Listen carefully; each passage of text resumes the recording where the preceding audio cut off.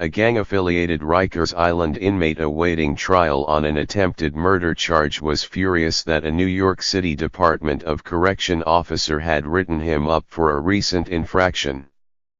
He vowed to get even, union officials said, boasting on Saturday during a taped phone conversation that he planned to knock out the super cop.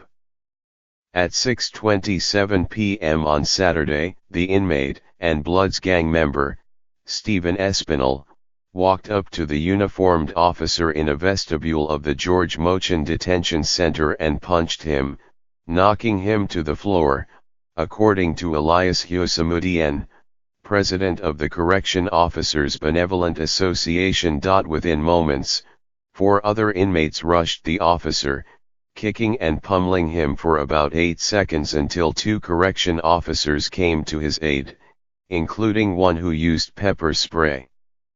According to a video of the attack, another officer who was behind a nearby desk appeared to stand idle during the assault, but Mr. Hyosamudian said he also used his pepper spray. The injured officer, Jean Souffrant, 39, who is in stable condition at New York Presbyterian Hospital, fractured his neck and is being treated for bleeding on the right side of his brain. Relatives said he's lucky he's not paralyzed from the neck down, said Guillaume Souffrant, the officer's cousin. He's a good officer, Mr. Hyosamudian said of Officer Souffrant, who has worked at Rikers Island for less than 2 years. He goes in and does his job. A photo of the officer released by the union shows him in a hospital bed in a neck brace. Something has to be done before a correction officer loses his or her life, said Mr. Hyosamudian, who has criticized Mayor Bill de Blasio, a Democrat, for ending the practice of punitive segregation for inmates younger than 22. We are the police in the jails, and we are under attack. This mayor has taken away tools to control the environment. The inmates involved in the attack are all Bloods gang members who are under 21 and are awaiting trials on charges that include attempted murder, assault, attempted robbery, and burglary, according to records and union officials.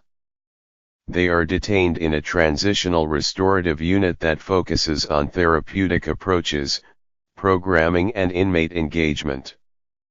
At a news conference on Sunday, Mr. Hyosamudian said his officers need to be able to use punitive segregation, as well as eliminate privileges and visits to inmates who attack officers. According to Officer Souffrant's cousin, he came to the United States in 2007 from Haiti, where he was the head of a bank.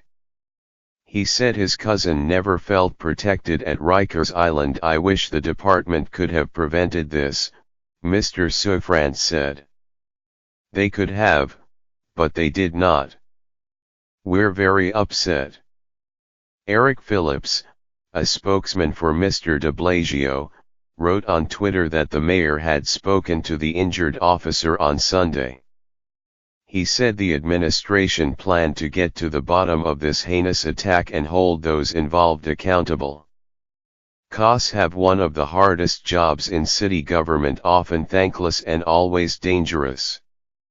The inmates involved in the attack are expected to be arrested, and will be arraigned on Monday in Bronx Criminal Court, but the exact charges had not been finalized as of Sunday evening, according to Patrice O'Shaughnessy, a spokeswoman for the Bronx District Attorney's Office. What happened to our brother last night at the hands of a violent group of cowardly inmates was sickening, Cynthia Brann, the commissioner of the Department of Correction, said on Sunday in a statement.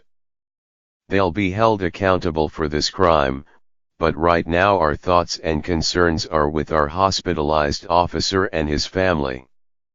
They need us now more than ever, and we will be here for them. In December 15, inmates were indicted on charges that they planned and carried out an attack on a correction captain on Thanksgiving because he had used pepper spray to stop an earlier fight. The jail where the attack on Saturday occurred is scheduled to close this year under Mr. de Blasio's 10-year plan to shut down the long-troubled and violent Rikers Island jail complex. According to the most recent mayor's management report, the jail had experienced a 22% increase in inmate-on-inmate violence in the 2017 fiscal year compared with the year before. The number of assaults on correction officers rose to 850 from 843.